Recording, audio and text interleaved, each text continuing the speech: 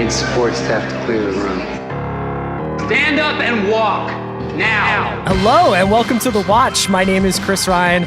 I am an editor at TheRinger.com, and joining me on the other line, still of the firm belief that Malcolm in the Middle is Pete Cranston, it's Andy Greenwald. And that's not a Your Honor joke. Is Malcolm and Marie in the Malcolm in the Middle extended universe? Yeah, the Malcolm verse. Andy, we're going to be talking today about WandaVision, which referenced heavily Malcolm in the Middle. That's why I made that joke. We're going to talk a little bit about Judas and the Black Messiah, about Barb and Star go to Vista. What's the name of that movie again? Barb and Star and the Black Messiah. That's right. And we're also going to talk a little bit about this Phoebe Waller-Bridge, Donald Glover reboot of Mr. and Mrs. Smith. It's all coming up on The Watch. This episode is brought to you by Anytime Fitness. We may talk a whole lot about sports, but when it comes to keeping fit ourselves, there's definitely room for improvement. I hit this point early July. I was just like, I am not in good enough shape.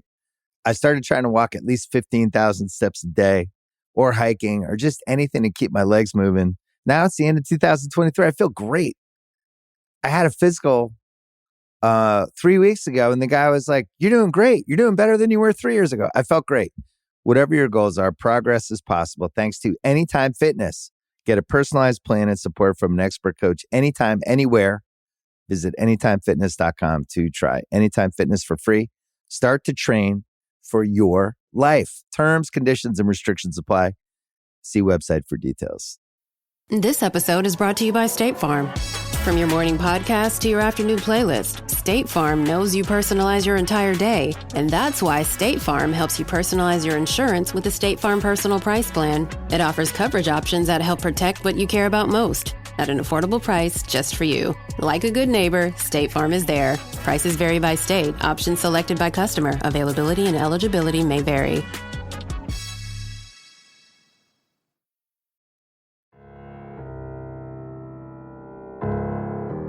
What's up, man? Happy Monday. Happy President's Day, right? I feel like it's been President's Day like 3 times this year already. Well, I mean, there was New President Day. I think we all remember that. There was a Quit the Old President Day. And now we have another holiday. So I think it's going well. Thanks for joining me on a federal holiday. Thank you, Kaya, for joining us. Also, guys, as we get into it, let me back that up. I actually love to put Chris on the spot. But I do think that people like to sometimes a little window into, what we're like IRL. And I want to IRL express gratitude that Chris did the kindest thing someone can do for someone in 2021, which was help a brother out with that vaccine appointment for a parent. That's right. Chris came through. I got my own batch that I'm cooking up. It was wild. No, I figured it out. Yeah, no, shout out to the kind folks over at Rite Aid who rolled out a workable website, especially for mothers of only children who live in California, but who themselves live in Philadelphia and have expressed little to no ambition or initiative about getting vaccinated. And what was great was Chris not only hooked me up with a link, but Chris used his years of just hovering over the refresh key, waiting for that latest Supreme drop. No, you never knew, like when those Allman Brothers Beacon Theater residency tickets go on sale, you have to be ready at midnight. It was great. It was great. And I'm very grateful. Thank you for that. Oh, you're welcome, man. That's very nice of you to say. So we have WandaVision, and I think we're going to have a rather extensive conversation about the new episode, the most recent episode of that. Yes. And we have a couple of other angles that we want to hit that from outside of just the show, but we're going to talk about the show itself. But before we get to WandaVision, I wanted to talk a little bit about probably I don't know if it's the biggest, but it was definitely the most warmly received piece of television news over the weekend, which was that Donald Glover and Phoebe Waller-Bridge, basically the homecoming queen and the starting quarterback of the internet, are going to be rebooting Mr. and Mrs. Smith. Unclear who is who in that analogy, sure. And I think that's good. Yeah. They're going to be rebooting Mr. and Mrs. Smith for Amazon. It's going to be show run by Francesca Sloan, who worked on Fargo and worked on Atlanta. Obviously, Mr. and Mrs. Smith was kind of, I don't know if I would call it the pinnacle, but it was definitely a valuable artifact of like late 90s, early aughts celebrity culture. When did that come out? Like 02? 2005? Adam Brody was in it. So that's right. So yeah, it was like closer. It was. I know that it was after. I remember it as an Adam Brody vehicle. It was Ocean's 12 followed up Mr. and Mrs. Smith, because Ocean's 12 has like a lot of vibes about like the fallout from Mr. and Mrs. Smith for Brad Pitt. In any case, Mr. and Mrs. Smith was Brad Pitt and Angelina Jolie playing assassins who were also married to each other, and they discover one another's secret identity and they pitted against one another. So it's going to be remade as a series on Amazon. First reaction, first blush take on this. First blush is Twitter stays winning. First they got Gina Carano's scalp, then they get the show that they incepted out of their dreams. Sure. Good job by you, social media. You did it. Keep up the good work. No, I'm being glib. There's nothing wrong here. There's no bad news here. This is great. This is exciting. You want to see the best players of the generation play against each other, right? Like, that's generally what you want. Yes. And I don't necessarily even mean on the same team. I'm not trying to force this like Kevin Durant analogy here. I'm just saying that there are few performers, entertainers, truly, in terms of being multi-hyphenates, writers, directors, stars, as thrilling, as exciting, as at the peak of their powers as Donald Glover and Phoebe Waller-Bridge. And they're going to do something fun together. And I just want to double back and underline that one more time, because I think that if there's been any negative blowback to the press release about an announcement of something that we don't fully even understand what it will be yet. I mean, like they seem involved. This isn't one of those things where like Chris Evans doesn't know that he's going to be in a Captain America movie. I didn't mean to suggest that. I just mean that we don't know anything about what their take is, sure, or what the tone will be. But if there was any negative blowback, it seemed to be that both artists who have given us such staggering creative and aesthetic heights, is this, for lack of a better word, slumming? Is this just sort of going to be popcorn fare, right? And first of all, we have no way of knowing one way or another. Second, popcorn fare is awesome. Love popcorn. Third, people make decisions for a lot of different reasons in terms of their creative career. One of them is the one that really drives most decision making is, do I want to spend time with these people? Will it be fun? And these two like each other, admire each other. This sounds hella fun, right? And I, for one, fully support two of the best TV stars of this era chasing fun. I'm fine with it. I'm fine with this. I'm going to play devil's advocate for the sake of the podcast, though. Man, you're the real hero here. Do you think Donald Glover and Phoebe Waller-Bridge were like, damn, FX is already rebooting Scenes from a Marriage? What can we do otherwise? Like, so the joke is, it has a kernel of truth in it. If this is what they were going to do together, if Donald Glover and Phoebe Waller-Bridge are going to collaborate, is this what you want from them? Are these two people who are at this kind of moment in their careers where I don't know if they can write their own check, or if they can call their own shot, or if they're the Patrick Mahomes of Hollywood, or whatever analogy you want to make. But if they have all this credibility, would you rather they do something truly original? Would you rather they do something that isn't rooted in the intellectual property of like a mid-level blockbuster that sort of torpedoed two careers? Now, I can think of all sorts of ways in which this goes really right, where it's like years later, 15 years later, they're reinterrogating celebrity culture by like looking at the Mr. and Mrs. Smith as like an artifact of our obsession with people from 2005. And then they're kind of messing around with it now. Or maybe they just want to like run around and shoot at one another and then kiss. I think it's interesting. By the way, that just sounds like a podcast to me.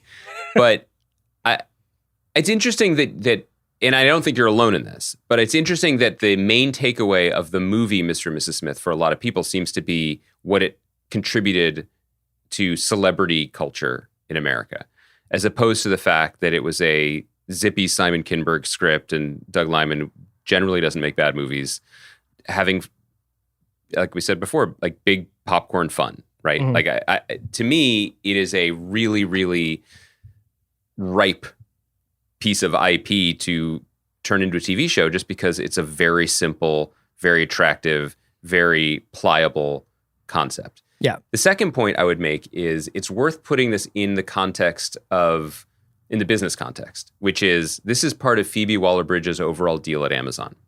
This is not Phoebe Waller-Bridge and Donald Glover, two highly attractive free agents deciding to team up and play for the Brooklyn Nets. So I'm really committed to making this about Durant somehow. This is specifically something that I think she either cottoned to, brought to them, or was suggested to her, and then she cast the net out wider as to who she might want to work with on it. It was reported in one of the pieces announcing this news that Donald Glover is mega deal shopping himself. Mm-hmm. His overall with FX will likely be either up or close to up by the time seasons 3 and 4 of Atlanta are done shooting. So he's testing the waters. Amazon is one of the places that has very deep pockets. So rather than think of this as both of these two dream project was to do this, it's better to think of this as it's Phoebe Waller-Bridge's next project, and Donald Glover is excited to be a part of it and contribute to it, obviously, and also gives him a really, I think, safe, both in terms of it being entertaining and high profile, but also safe because he's going to work with Phoebe Waller-Bridge, landing spot while he decides what he's going to do next in his in his career. And for what it's worth, Phoebe's Killing Eve is sexy, interesting spy stuff, basically. Yeah. Right? I don't know that it's really been a very good show since she left, but sure. No, but she might have more things to say since she really only said that first season. Mm-hmm. Second thing is that her most recent work that we haven't seen yet is this forever delayed Bond movie, right? Which she did seems to be a significant pass on. I think she did a punch up. Yeah, I mean, I have no idea what level of work she did on it, but I guess my point is this. So you and I both watched 2 new movies over the weekend. One was Judas and the Black Messiah. One was Barb and Star Go to Vista Del Mar. Is that right? Mm-hmm. I got it right. And very different films. And I reading about them, though, kind of made me respect both of the groups of people who made those movies a lot, because I felt like in the case of Judas and the Black Messiah, Shaka King and Ryan Coogler, the director and the producer respectively, were like, we're going to essentially, to get a movie like this made by a place like Warner Brothers, there are certain concessions we have to make. There are certain things that we have to do. But this will essentially Trojan horse a lot of interesting ideas about Fred Hampton, about the civil rights era, about capitalism. And we're going to put it in this kind of a Departed style thriller, and we're also going to and be able to sort of market it as a biopic, but also as a thriller, as like a 70s thriller. And with Barb and Star, it's essentially 2 people who have kind of gone through all these different variations of Hollywood, whether it's Annie Mumolo, who's written, wrote Bridesmaids and then wrote the screenplay that became the movie Joy that David O. Russell directed. And she had a pretty negative experience where that screenplay kind of got rewritten by David O. Russell and the movie came out much differently than I think that she imagined when she wrote it. And her and Kristen Wiig, who are very good friends and partners, made this movie and clearly made this movie for just their own satisfaction, their own entertainment. It is obviously like a joy for them to make, and it's a very challenging watch at times. But that goes towards the fact that I think that this was actually the movie that they wanted to make, and it's a comedy. It's not like it's an experimental film or anything, although at times it feels that way. So I was thinking about those 2 movies. And when you look at the Mr. and Mrs. Smith thing, is there a chance that this could be as subversive or as interesting, or they're using the Mr. and Mrs. Smith IP as like a Trojan horse to get ideas about men and women, or, identity, or what we tell each other, even though we're partners? Sure. I'm sure all those things will come across. These are 2 of the most talented people making stories today. But there was a part of me that felt like, oh, I wish that their collective capital could have been used to do something either breathtakingly original and new, because I desperately think we need new stories, or something that at least superficially seemed more significant than this is going to be a really fun time on Amazon for us. Yeah, it's an interesting way to frame it, because, and we'll get more specifically into those movies in a moment, because boy, your boy, as a longtime cinema head, just had a great time this weekend, watching things on the big screen, but actually it's a small screen because my TV is not big enough. Really enjoyed both those movies. But I think that's a really interesting way to frame it. And it echoes something that our buddy Sean Fennessy tweeted when he saw Judas and the Black Messiah a few days before we did. Basically, like, this is a pretty radical studio picture.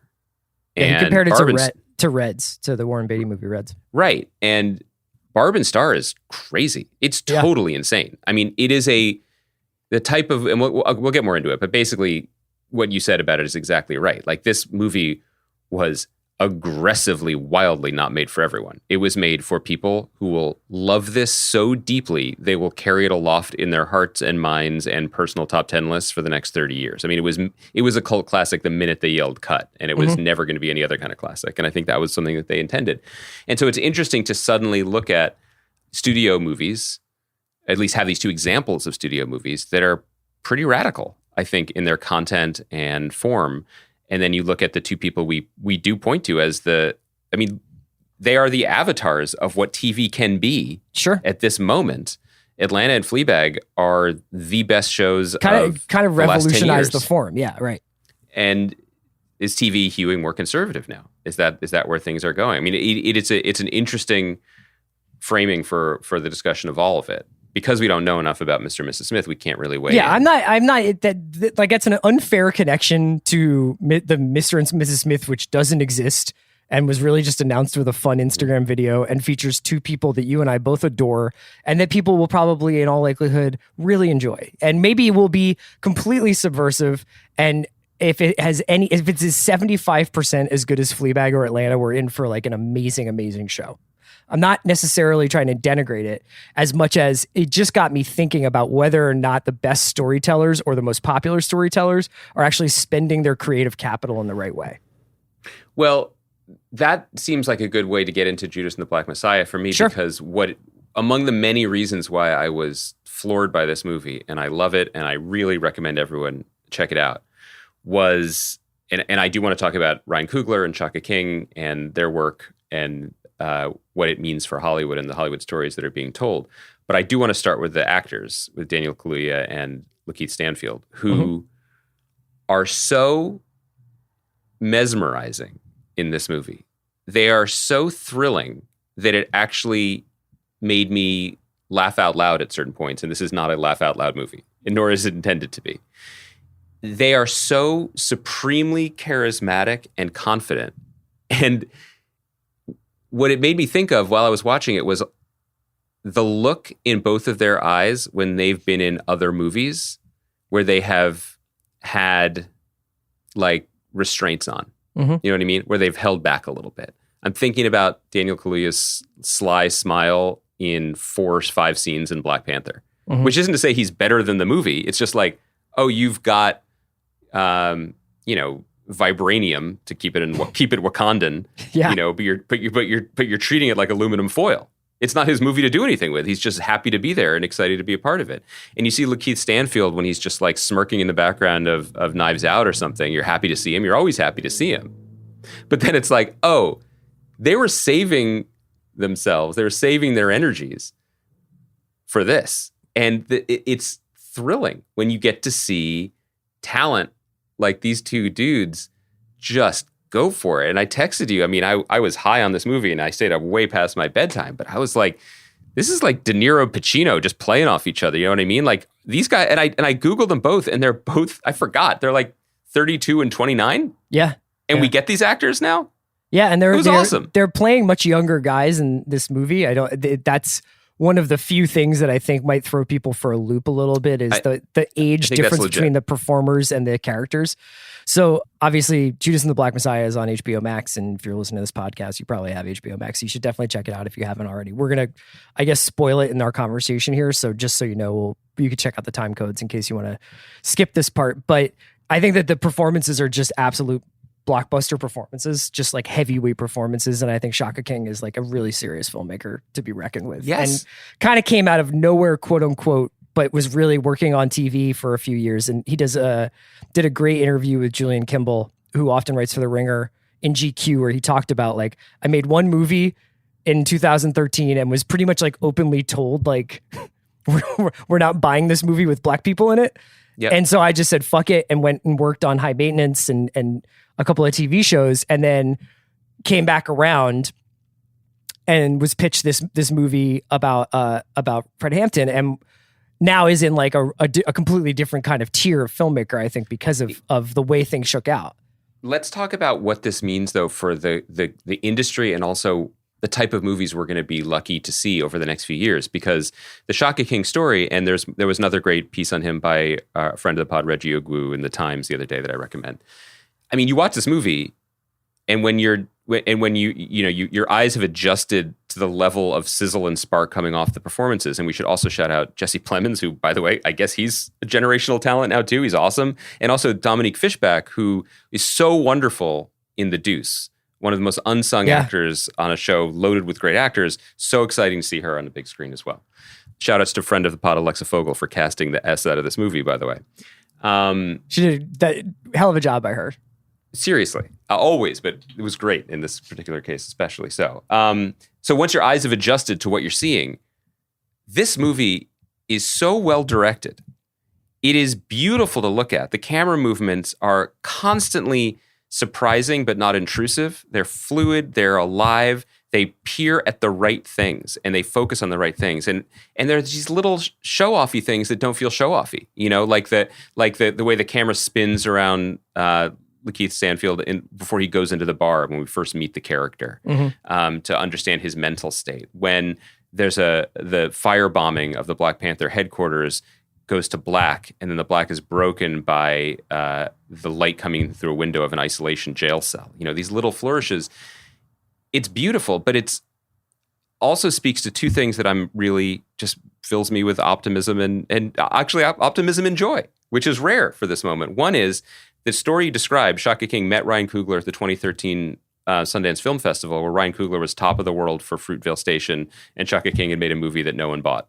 And they bonded, despite that major career disparity at that moment. And Coogler's rise in the industry allows Shaka King to have this career. Because generally speaking, if a filmmaker steps up to the plate and misses, I mean, that might be a very good movie. I don't mean to imply that it's not, but in terms of the perception, the career perception, or the bottom line financial success. I've never seen it. Yeah, Newlyweds. He doesn't get another chance, or she very often doesn't get another chance. You know, I mean, and this is not a new story. I was referring a couple of weeks ago to a movie I saw on Criterion called Old Boyfriends, where a filmmaker named Joan Tewksbury got one shot to make a movie, and they never let her make another one.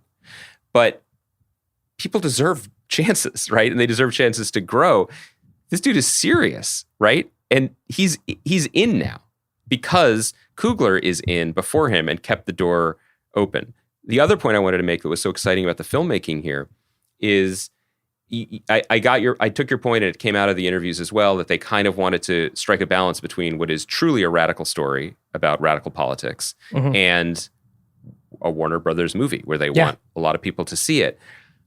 But I never felt that tension. What I felt was there is a joy on screen in terms of the representation and the performances and the investment in an era that is very underreported on. I mean, I do not have a deep knowledge of what happened to the Black Panther Party in this country. That's on me.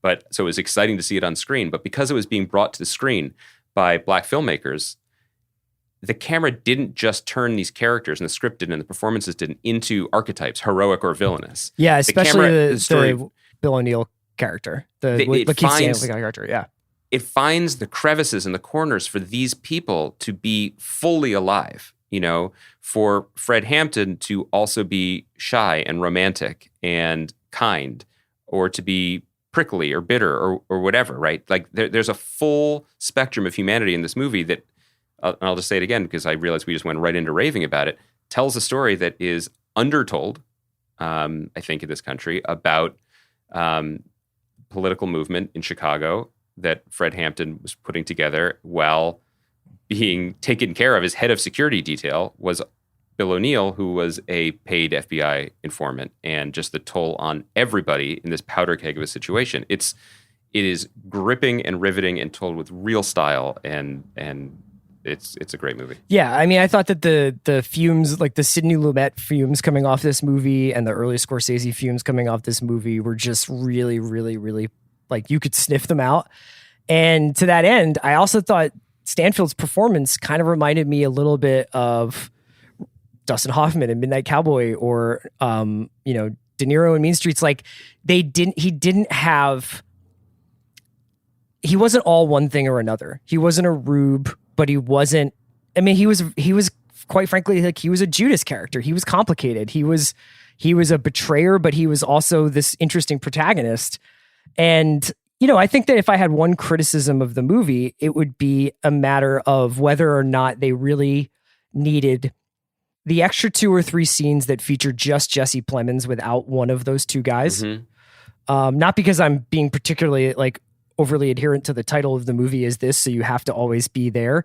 But I didn't really find the FBI stuff that compelling outside of like kind of lightly contextualizing why they were going after Hampton. But I actually found like the moments that Plemons' character, Roy, he's an FBI agent, is with Bill, way more illustrative than Martin Sheen wearing a J. Edgar Hoover uniform and like outfit and basic full bodysuit basically, and talking with Jesse Plemons about the FBI's attitude towards these sort of more radical movements in inner cities. I don't disagree with you. I think that, in terms of criticisms, the idea that the real Fred Hampton and Bill O'Neill were 20 and 21, that is a very different story and different movie and would have given it a very different energy. Obviously would have forced them to have different casts. So I think that's an interesting thing to consider. To the point you're making, I don't disagree with you. I think that to me, it was more of a well-intentioned failing, because I think that one of the things that is shot through this film was a level of nuance and grace given to every character. Sure. And even maybe ones that history might not say deserve that. And it just ultimately didn't have the real estate to give the character of Roy, for example, Jesse Plemons' character. No, I don't necessarily want like more Roy time. Like, no, but I think what they were trying to do with that character as well as with Bill O'Neill was basically be like, Roy saw himself as a hero. Roy does not see himself as particularly racist or a tool of a deeply corrupt or flawed, hateful system. He thinks of himself as the guardian of a particular line, right? And when he invites Bill O'Neill into his home and says, literally, make yourself at home, have the good scotch, join me. He's saying he thinks that they're equals, even though clearly I think they he's seducing him there too, obviously. But to a degree, but I think that the scene you're talking about, which I've seen singled out as people's least favorite as well, with J. Edgar Sheen, where he sort of he's asked the grossest question, basically being like, at your core, do you believe in white supremacy? I mean, that's not the question, but that's what's being asked of him. And I think the movie decides to show us which side of that line he fell on. But I think that that was inviting a deeper level of conversation about the nature of Roy's place in the larger system than the movie had room to give. Yeah, I found it still, it was not without merit. I mean, like even that conversation has moments where J. Edgar Hoover is saying things about basically keeping things the same or not losing their way of life and, protecting against this disruption to their way of life, which is the same thing people are saying today, where it's like, if we don't do this, then it's just the same line of bullshit that they've been throwing at people for hundreds of years. But also, since on some level our podcast is essentially about two white guys in their 40s discussing this stuff, like, there is an element, I think this movie succeeds wholly as an artistic enterprise, but I think that there is something kind of important and restorative about putting this story back into consciousness. Because I think it wasn't just about eliminating people like Fred Hampton and the movements they represented. It was about negating them and nullifying them and erasing them from history so that nothing ever really changes and nothing is left to be built upon, And so to your point about things sounding uncomfortably familiar or relevant, this is actually doing the world a service, which I know is putting too much on the shoulders of a movie that ultimately succeeds because it's a very, very good biopic and film and historical The only drama. other thing I'll say is just Kaluuya should win the Oscar. Kaluuya needs to win an Oscar. How does he do this? That dude, he has that sly look in his eyes sometimes in these other movies, and it's just like, oh, it's because he was uncorked. He hadn't uncorked the 100-mile-per-hour heater yet. Dude is English. That's so mean. That is so mean that he is English and he can give these speeches as this character with that level of passion and intensity. It's electric. Should we talk a little bit about Barb and Star? Speaking of electricity. Yeah. I don't even know what you thought of this. You were radio silent after I suggested you watch it. I felt like I was doing whippets.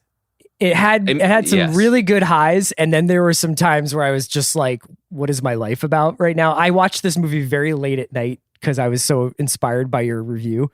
I watched it, a little bit of it, then we watched Black Messiah, then I went back and finished this movie, so I was up very late watching this. That's kind of like a cinematic whippet, what you just did. And I definitely laughed a lot, and it kind of took me back to Austin Powers style, just throw everything at the wall. And does anybody actually ever say cut on this set?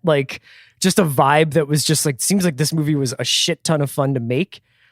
It is fucking weird. I don't know how they got this movie made in a lot of ways. I don't know whether they put their own money up, but it definitely is just kind of I don't know how much of it is improv, but it definitely feels like a lot of the scenes in the movie. This is just basically a comedy where Annie Mumolo and Kristen Wiig play these two single mid-40s women living in Nebraska who lose their jobs at Jennifer Convertibles and take a trip to Florida and get ensconced in kind of like a James Bond movie while they're there that involves Jamie Dornan and an evil Kristen Wiig and Damon Wayans Jr. and a bunch of other people. And it's just so daffy. And really did remind me back to Dumb and Dumber and Austin Powers and those kinds of movies with this kind of Harlem Globetrotters of UCB vibe to it. But at times I was like, what am I doing with my life while watching it? These movies don't exist anymore. These movies, they stopped making them at a certain point. It has Austin Powers energy. It has Anchorman energy. You can tell why Adam McKay and Will Ferrell were involved in this as producers. I got the vibe that this has been in development for a very long time, and they were only finally able to make it. It is not in step with the times, and I love it for it. And it made me really glad that it exists as kind of a corrective to the Apatovian school of comedy filmmaking, which I actually went into this movie expecting, because the last Wiig Mumolo film, a decade ago, if you can believe it, is Bridesmaids. And that's one of the biggest comedies of the century. And it does the Apatow thing better than most, but in the sense that it takes their energy and their humor, Wiig and Mumolo, and it puts it through the morality machine that grafts a third act from an entirely other movie onto the wildness to make everything work out and people get married and feel better about themselves. And that's King of Staten Island. That's Trainwreck. I mean, that's what all of those movies do. And some of them I like and some of them I don't like. This one has no interest in that, and you could tell from the beginning when suddenly you're in this weird Austin Powers-y James Bond spoof, before the movie even starts. I thought this was going to be more Bridesmaids-y when I turned it on, about these sort of middle-aged women finding something else in their lives. I thought it was going to be their version of Oh Hello. I'm so glad it wasn't. It's so crazy, and it was so funny at times, and other times, to your point, I'm not sure if there's a 5-minute Jamie Dornan song. Yeah, there's a Jamie Dornan song. There's a part where an entire scene just plays again, but with a different person in it. Yeah, that made me laugh out loud. I mean, there's a talking crab voiced by Morgan Freeman. I mean, there's everything in this movie in the way that comedies used to be. And is that good or bad that they're not like that anymore? Just total everything on the wall, thrown against the wall. I think your point anarchy. About it being a cult classic, an immediate cult classic, is worth noting. Yeah, I mean, it made me wish that I took advantage of California's extremely liberal marijuana laws, because I think that then I would have seen the movie in the optimal setting. Are there laws? Right. The lack of laws. Yeah. I really dug it. And I respect the hell out of Kristen Wiig. I mean, her whole career has basically been I'm going to do this to the hilt, what I like. But she's tried a bunch of different things, right? She's tried to be a dramatic actress. I mean, not tried to, but she's dabbled with being a dramatic actress, like Skeleton Twins. She's been in Wonder Woman 1984, where she was the villain essentially of that movie, along with Pedro Pascal. And now she's just kind of done this. This is one for her. And I guess that is, we've talked about the one for them, one for us, the sellout idea, and whether or not that's a vestige of 90s ways of thinking about making things. And you and I are obviously born of that generation that used to take that like pretty seriously, that was kind of like an article of faith, that you should kind of not sell out, that you should make the stuff that matters to you. And it's so bullshit to be talking about that while also talking about making things for billion-dollar tech companies. But like, there was something about this movie that I definitely just respected the shit out of, because it was like, you two made the movie you wanted to make. Yeah, and I'm looking at, as we're talking, like I'm looking at her filmography, and maybe I've never spoken to her. I don't know her at all. I don't know if it's due to her strong artistic compass or sense of self that's always been there. I don't know whether it's because she found fame relatively later in life, so she doesn't have like the IMDb page of just like, I'll take anythings. But post Bridesmaids, I mean, there's stuff that she did because clearly her agents thought it was a good idea, and maybe she thought, they made a good, there was other reasons worth doing it, but whether those are like Secret Life of Walter Mitty or the Ghostbusters reboot. But generally, I mean, small dramatic parts in like The Martian and in Mother, in Where'd You Go, Bernadette, like Welcome to Me. I mean, I just think she's got a pretty cool career that is going on her terms. And to have basically been given another bite of the apple that it's not an apple that many people get when you make something like Bridesmaids, right? And there was probably a very bull market for another Wig Mumolo comedy. Yeah. And they were like, this is the comedy we want to make. And I think it became a bear market pretty quickly, and they fucking made it. And people will be citing this movie for a long time. And I think that if you want to get silly, no matter what the laws are in your home state, province, or country, you could do a lot worse than watch this movie. Let's take a quick break, and when we come back, we'll talk about WandaVision. This episode is brought to you by Mint Mobile. New Year's resolutions are fun the first couple of weeks. Then you kind of maybe conveniently forget about them halfway through January. No shame. It happens to us all. But this year I have a foolproof plan, at least when it comes to saving money. Just switch to Mint Mobile and you're done. Goal accomplished, because for a limited time, their wireless plans are $15 a month when you buy a 3-month plan. The great thing about Mint Mobile is there's no jaw-dropping monthly bills or unexpected overages, and all plans come with unlimited talk and text. Get this new customer offer today at mintmobile.com/watch. Additional taxes, fees, and restrictions apply. See Mint Mobile for details. All right, we're back. Andy, WandaVision, this is episode 6, so we're coming into the home stretch. There's 3 more episodes. There is a rumor, I don't know if it's confirmed, that the last 3 episodes will be 1-hour episodes. I guess I've seen this joke made before, but that could mean they are 43-minute episodes with 17 minutes of credits. The credit sequence on WandaVision continues to be an experience with no stingers. Just like, let's let it rip in another language, guys.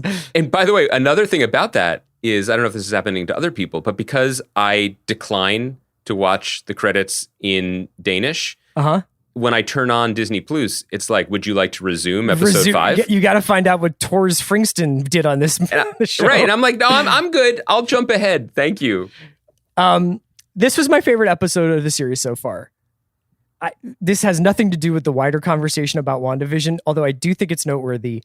This was the first one that I watched in the evening. So in the past 5 episodes, I have watched them on Friday mornings after I get up. Yeah. So I want to get ahead of it so that I'm not spoiled, by Twitter, which we can talk about spoilers in general. I know that that's going to be a big factor in this conversation.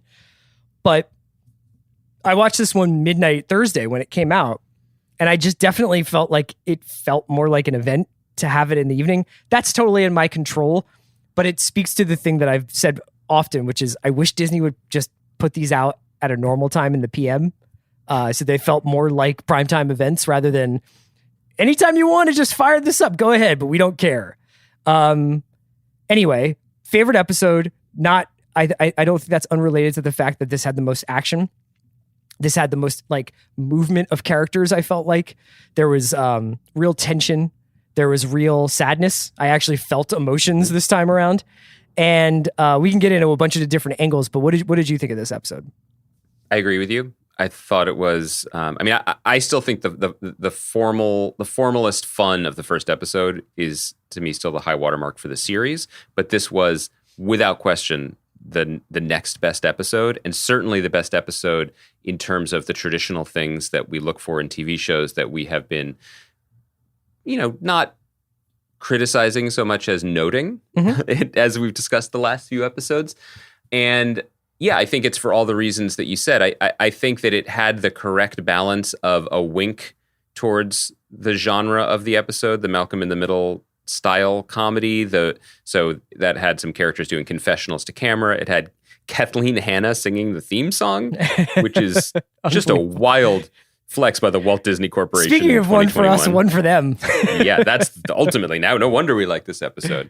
But it had, that was a part of it, but really it was about the drama of the show itself that we are meant to be watching. And, I think that boils down to, well, one, the tension is, and the conflict is now on the surface. We understand that this is something that Wanda is doing and why. But we don't know how it began, which I thought was that exchange between her and Pietro was really good, where they're trying to kind of get to the bottom of like, how did we end up here? And she's just like, I just felt nothing, like emptiness, and then this was happening. Well, I think everyone can relate to that. I certainly can. Here I am suddenly doing a podcast. That's right. It's an interesting thing that actually nods to one of the central points of fascination with a comic book, that the emotional weight of the episode was actually carried by the fake robot man. That there was something kind of noble and sad and heroic about a robot who may be dead, risking himself to find out what is actually going on and what it means for those trapped in its wake. I enjoyed that part a lot, but also I also have to say I really like Evan Peters. I mean, I like him as an actor. I like him playing Quicksilver in the X-Men movies, and I liked the dynamic here because it was a different speed pitch and it brought out a different type of performance from Elizabeth Olsen, right? Because usually she's playing against a robot, and a very well acted robot. But in this case, it's someone who is a true wild card. We don't know who he is, what he represents. Are we going to get like a ton of responses about whether or not Vision is a robot? He's a synthezoid. I can do that too. Do you want me to switch hats? I'll do it. Do you want me to talk about how their Halloween costumes? Kaya's going to need to go back through and punch in synthezoid every time you said robot.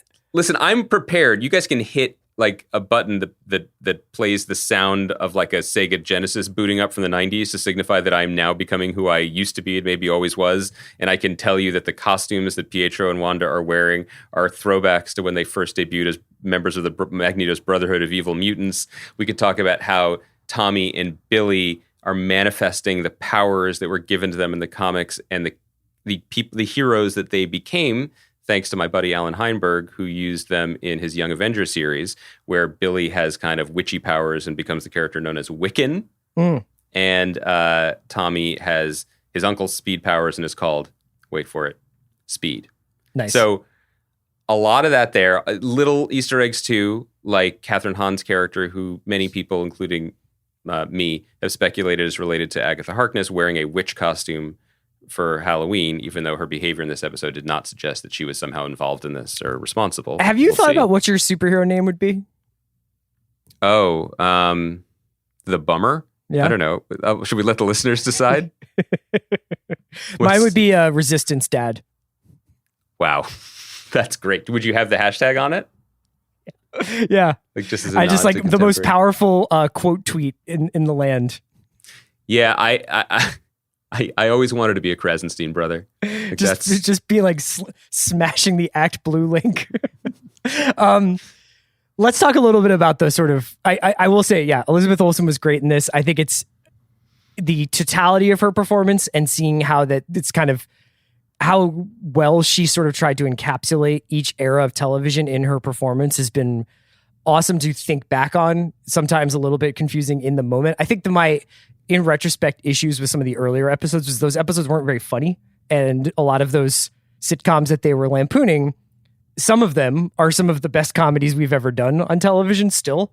And so I was kind of like, these were amusing. You know what I mean? Like it was like almost anti-funny in places.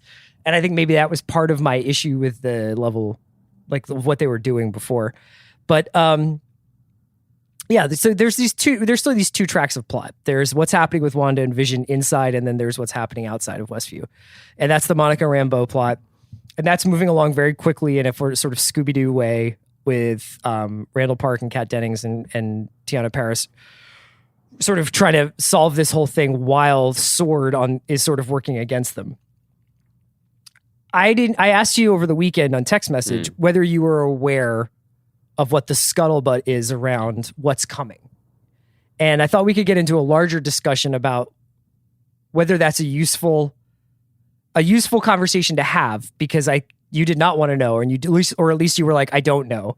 Mm-hmm. And yet I find that is, if not unavoidable, at least driving, I would say conservatively, 35 to 45% of the interest in this show is what this show actually does in terms of building other things.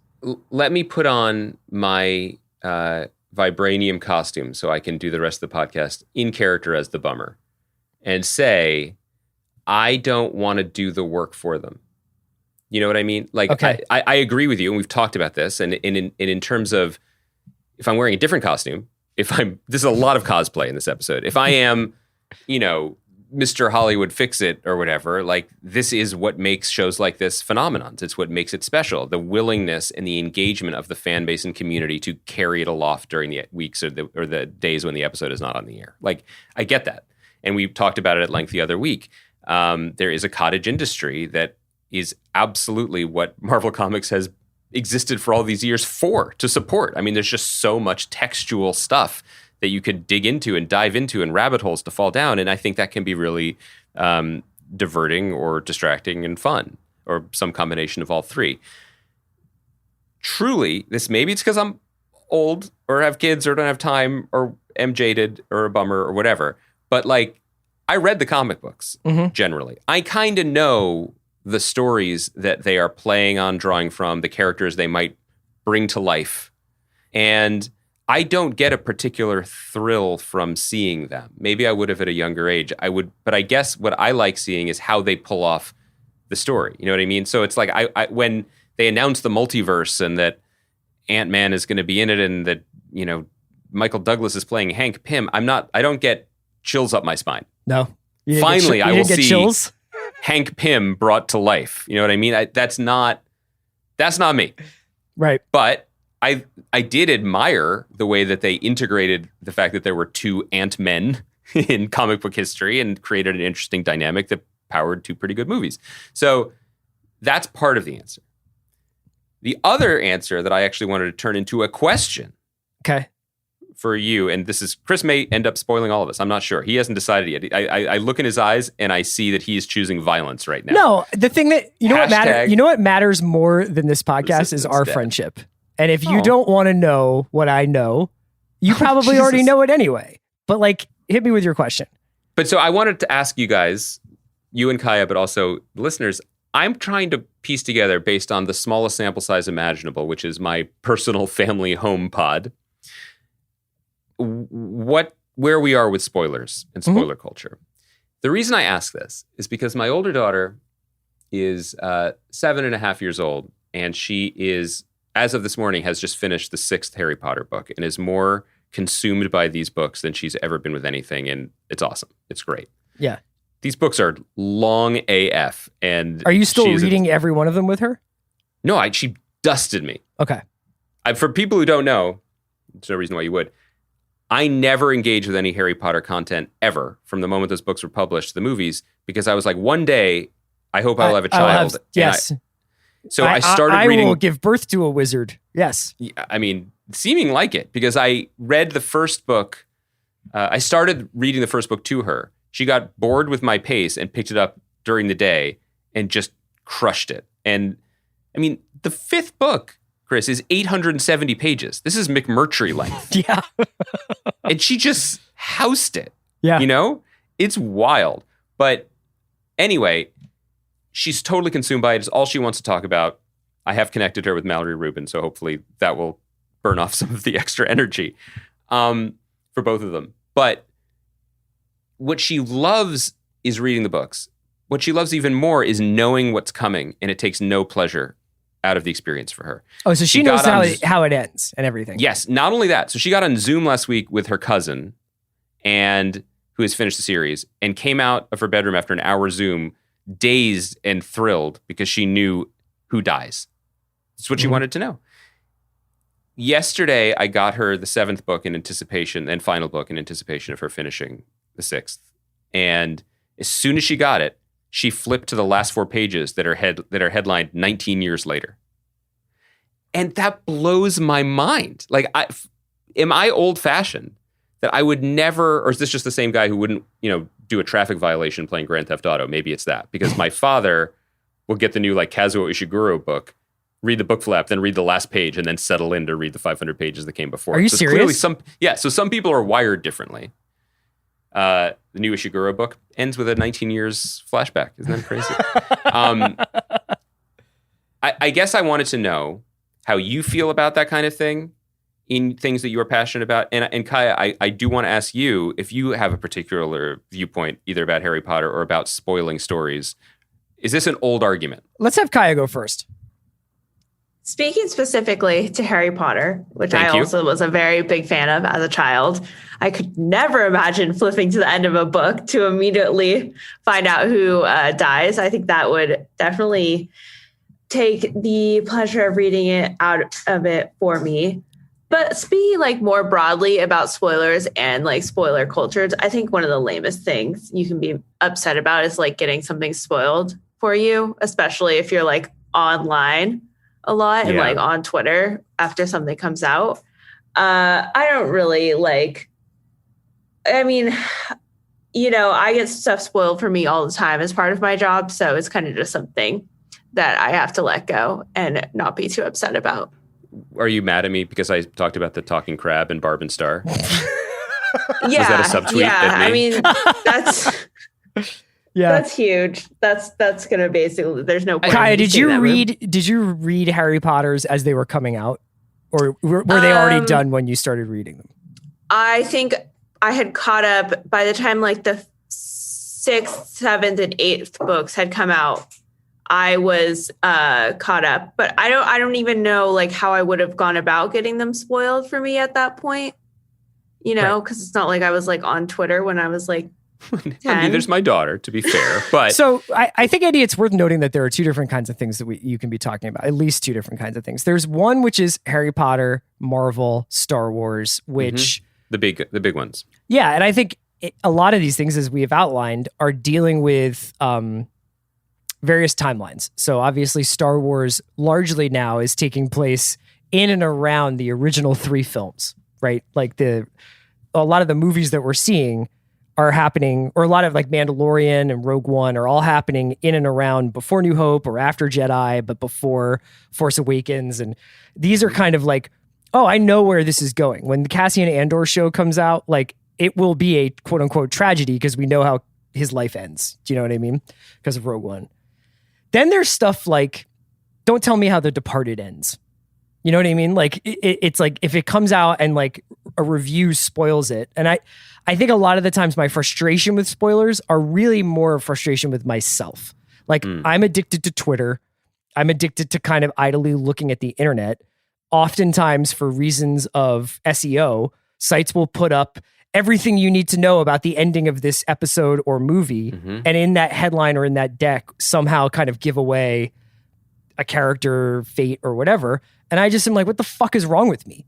Why can't I just stay off this goddamn app until I watch this thing that I've been looking forward to? So I get mad at myself more than I get mad at others. But then there is this whole other thing. It kind of speaks to what you're saying. I've done the work already. I've read these comic books and I know what, generally speaking, is coming. That's true. But I think that there was something very significant that happened. And I kind of pin it to Rogue One and to what happened at the end of Rogue One and what that unlocked, which is essentially not just mining something and saying let's go back to some of the elements of this original story that you like.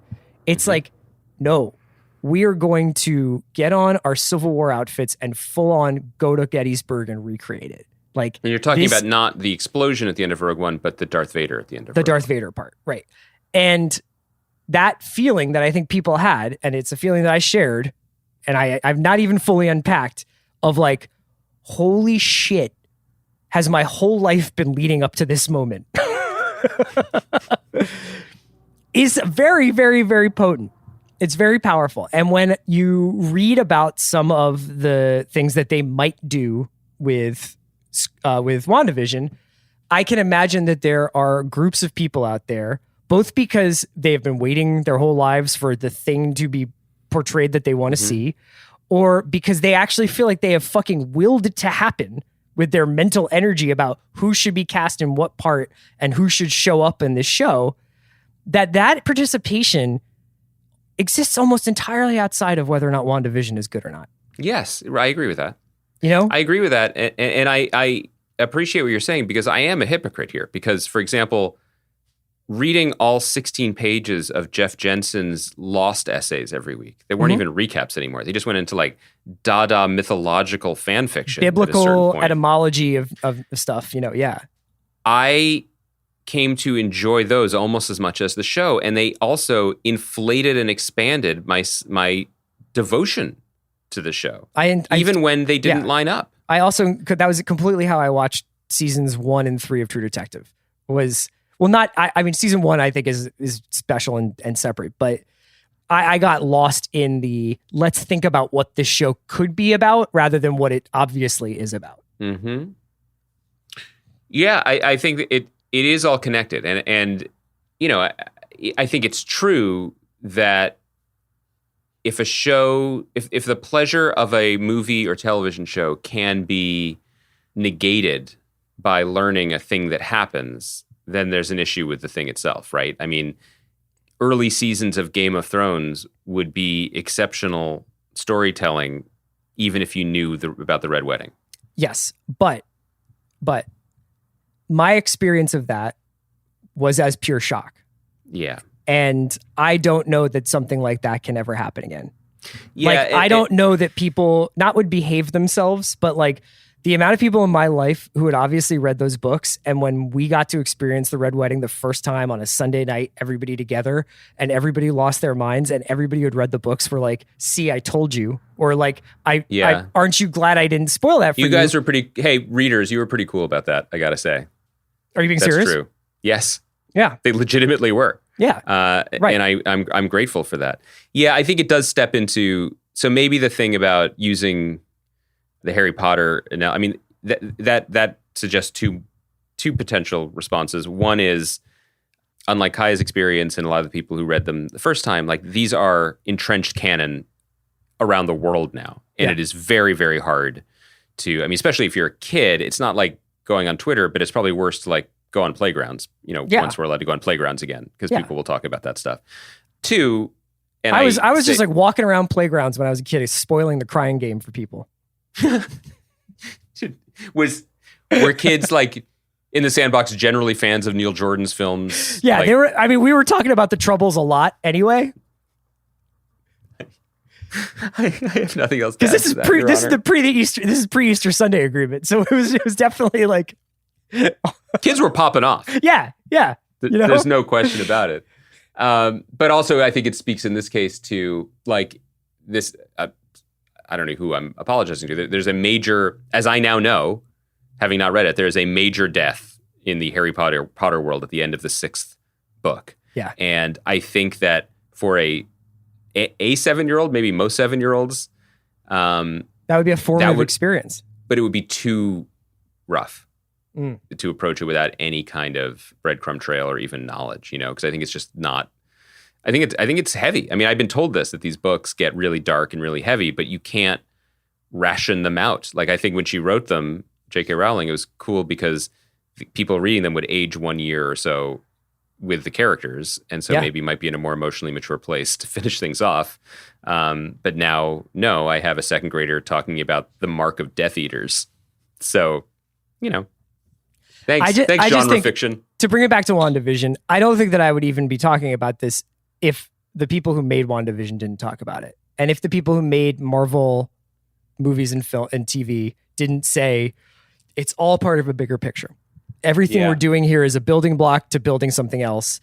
And Elizabeth Olsen is doing press hits where she's just like, we have a Luke Skywalker level reveal coming.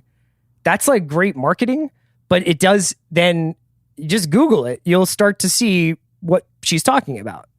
Well, let's do then our most recent iteration of the conversation we tend to have about Marvel, which is a conversation we have more and more anyway on the podcast, which is I hope that in this tranche of new content that something like Moon Great Knight, use of tranche. for example. I was saying that to show that I sometimes watch Industry with the subtitles on. Yeah.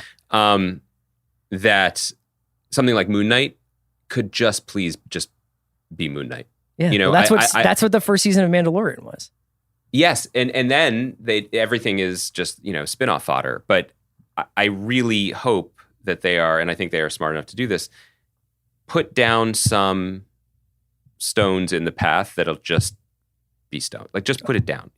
Tell a story. Tell one version of a story. Because for all we know, it is exhausting. They could be doing a little bit of a rope-a-dope, and it's not as significant as what they're saying is going to happen. Even if it's not as significant as what they're saying, there's no question that WandaVision and probably Falcon and Winter Soldier connect to the larger next phase of the Marvel Universe and the movies. That was by design. But I do hope that not I can tell I'm not be enticing you to know this spoiler.